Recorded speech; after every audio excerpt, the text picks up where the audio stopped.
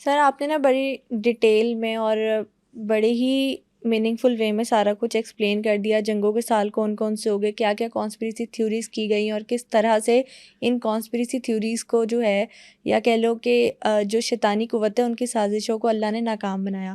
Last پہ میرا ایک سوال ہے کہ کہا جاتا ہے کہ سعودی عرب میں کرنٹ بادشاہت کا سلسلہ چل رہا ہے، اس میں کوئی میجر چینجنگ آئے گی جو اینڈ آف ٹائم کی طرف اشارہ کرے گی، میں آپ کو وہ بتا کیا ہے؟ دیتا ہوں۔ سرور انبیاء صلی اللہ علیہ وآلہ وسلم کی حدیث میں کچھ لوگوں کے نام آتے ہیں، اس میں ایک نام آتا ہے کہ عرب کا ایک بادشاہ ہوگا جس کا نام کسی جانور کے نام پہ ہوگا۔ اس کے بعد اب عرب کا ایک بادشاہ آئے گا جس کا نام عبداللہ ہوگا، ٹھیک ہے۔ فہد کہتے ہیں چیتے کو۔ سلطان فہد کے بعد اگلا بادشاہ سعودیہ کا کون سا آیا تھا؟ عبداللہ۔ سرور انبیاء نے 1450 سال پہلے بتا دیا تھا۔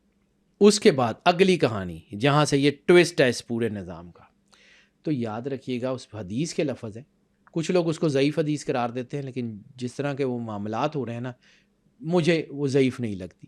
میں نے اس کو پڑھا، کچھ لوگ کہتے ہیں جی اس کی سند مشکوک ہے، فلاں ہوگا، میں اس کے اوپر ڈبیٹ میں نہیں جاتا، لیکن بات سنیے۔ رسالت میں آپ سرور انبیاء صلی اللہ علیہ وسلم نے فرمایا کہ آخری ایک بادشاہ ہوگا جس کا نام ایک جانور کے نام پہ ہوگا، اس کے بعد ایک بادشاہ آئے گا جس کا نام ہوگا عبداللہ، ٹھیک ہے۔ عبداللہ کا ذکر کرنے کے بعد سرور انبیاء صلی اللہ علیہ وسلم نے فرمایا اس کے بعد جو بادشاہ آئے گا وہ آخری بادشاہ ہوگا، اور اس بادشاہ کے مرنے کے بعد 3 شہزادے آپس میں بادشاہت کے لیے لڑیں گے، اور پھر خطہ عرب میں تباہی کا آغاز ہو جائے گا۔ عبداللہ کے بعد سلمان بادشاہ ہے، اور سلمان کے بعد جو کچھ سلمان کے بیٹے نے ابھی باقی لوگوں کے ساتھ کر دیا ہوا ہے، تو نفرت اور چیزیں تو ان کے اندر موجود ہیں، ٹھیک ہے۔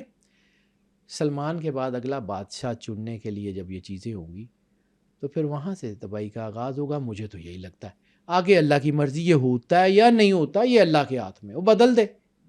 میرا کام تو انرجی پیٹرنز کو پڑھ کے بتانا ہے۔ پھر ایک اور جگہ سرور انبیاء صلی اللہ علیہ وآلہ وسلم کے ایک اور فرمان میں 3 ناموں کا ذکر ہے، 3 ناموں کا۔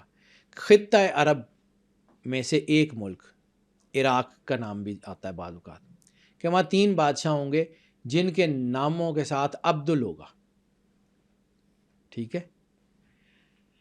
3 بادشاہوں کے بعد ایک ایسا بادشاہ آئے گا جو ظالم ترین بادشاہ ہوگا، اور اس کے بعد تباہی کا آغاز ہوگا۔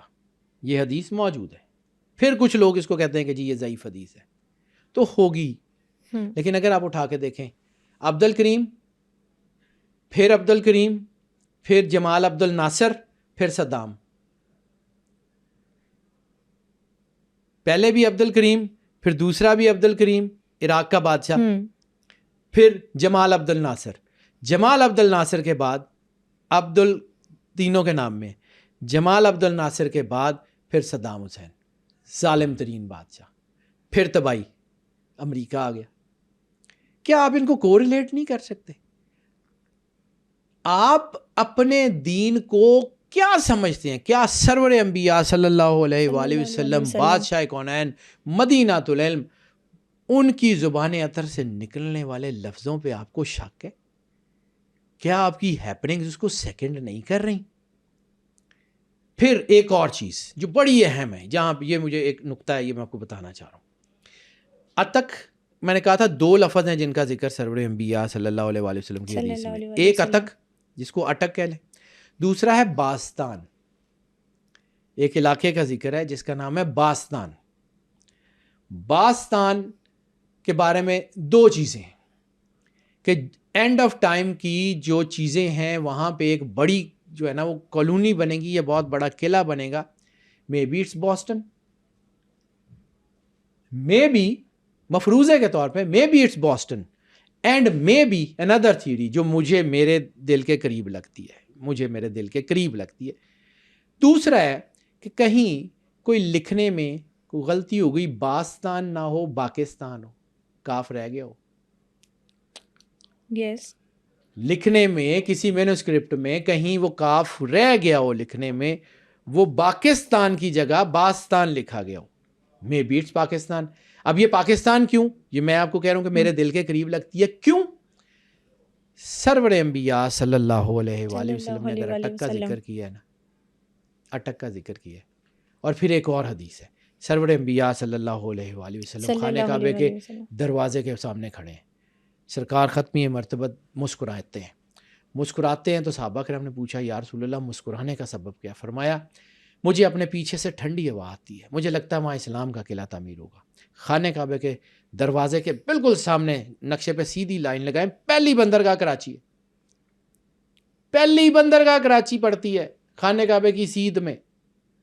خانہ کعبے کے دروازے کے پیچھے اسلام کا قلعہ. بری امام نے کہا, صوفی برکت نے کہا, واصف علی واصف نے کہا, میں بھی علامہ صاحب نے کہا تھا کہ آتی ہے میر عرب کو ٹھنڈی ہوا جہاں سے, میرا وہ وطن ہے, وہی میرا وطن ہے, وہی میرا وطن ہے. وہ تھوڑا مس کوٹ کرتے ہیں لیکن یہ اس ترانے میں جو علامہ محمد اقبال نے لکھا تھا وہ یہی ہے.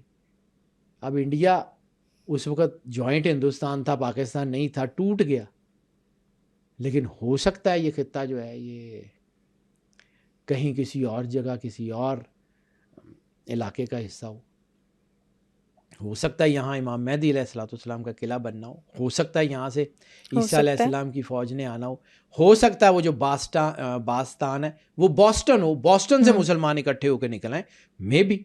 مے ناٹ بی, بوسٹن کو بھی ہم جو ہے اس کو نہیں کر سکتے, مے بی باستان کا لفظ ہے سرور انبیاء کی زبان سے نکلا, ہو سکتا ہے آج کا بوسٹن ہو, بظاہر وہ امریکہ کے اندر ہے لیکن ہو سکتا ہے وہاں کچھ بھی ہو سکتا ہے, کچھ بھی ہو سکتا ہے. تو اسی طرح ہم اس کی اس جو ہے وہ چیز کو کیسے کہ یہ مے بی پاکستان, یہ بھی ہو سکتا ہے, مطلب دونوں ہم اس کو کیسے ڈینائی کر سکتے ہیں, باتیں کہیں دونوں ہو سکتی ہیں. ٹھیک ہے, تو جو ہوگی ہم دیکھ لیں گے بیٹا. اس وقت ہمیں صرف کرنا یہ ہے کہ اپنی فاؤنڈیشن سے تو جڑے رہیں نا, اپنے آپ کو اللہ سے تو جوڑ کے رکھیں نا, اپنے آپ کو اپنے مالک سے جوڑ کے تو رکھے نا. میں بار بار بیٹا میری تکلیف یہ ہے کہ اس وقت ہم اپنے بچوں کو دین نہیں دے کے گئے, مذہب نہیں دے کے گئے, سمجھ نہیں دے کے گئے, ویژن نہیں دے کے گئے. ہماری ایوریج ایجز کتنی ہیں, 50-60 سال. تو بیٹا I have already spend 50 years, already spend 50 years, bonus ہی ہے آگے. اور میں زندگی میں ایک چیز کا قائل ہوں بیٹا, میری زندگی کا سب سے خوشی کا لمحہ, سب سے زیادہ جو ہے وہ کامیابی کا لمحہ وہ ہے جس دن میں نے جا کے اپنے مالک کو منہ دکھانا.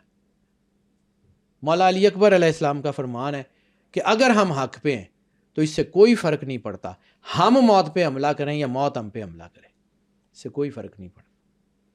آپ کی زندگی کی ورتھ میٹر کرتی ہے.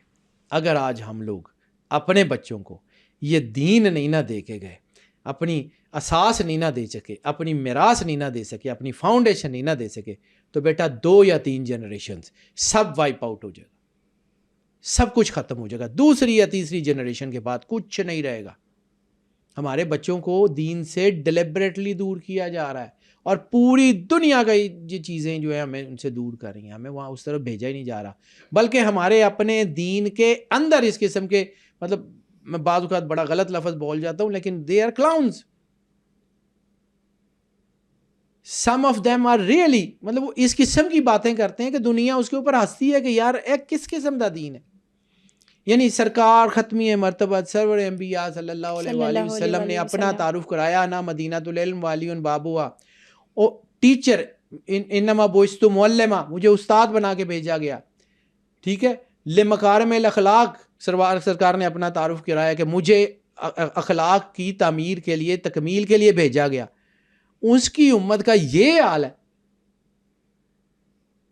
ان کی امت کا یہ حال ہے کہ یہ ہو رہا ہے. عیسیٰ علیہ السلام کا جو ہے وہ ٹائٹل کیا ہے, گڈریا, شیپرڈ, دا گریٹ شیپرڈ. ٹھیک ہے, موسیٰ علیہ السلام کی قوم کا کیا, موسیٰ علیہ السلام کی قوم وہ بھی وہ شیپرڈ اور وہ ٹریولر. حضرت داؤد علیہ السلام کی قوم بلیک سمتھ, لوہا ان کے ہاتھوں پہ دیا جاتا تھا, ان کے ٹائٹلز ہیں.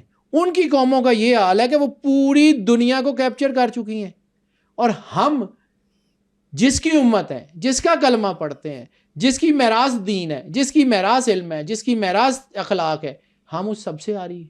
اور ہمارے اندر کوئی ایسا بندہ ہے بھی نہیں سوائے چاند ایک کے, ضرور ہوں گے, میں حقیقت کو ڈینائی نہیں کرتا, ضرور ہوں گے, لیکن ہمارے اندر کوئی ایسا بندہ ہے بھی نہیں جو ہماری قوم کو یہ دے سکے. بیٹا یہ میری تکلیف ہے, میں کیوں اتنا اونچا اونچا اور لاؤڈ لاؤڈ بولتا ہوں, اتنا پاگل نہیں ہوں. میری تکلیف ہے کہ یہ آج ہم لوگ جو چند رہ گئے ہیں دنیا میں, مطلب چند ہی ہیں, وہ ہزاروں ہوں گے,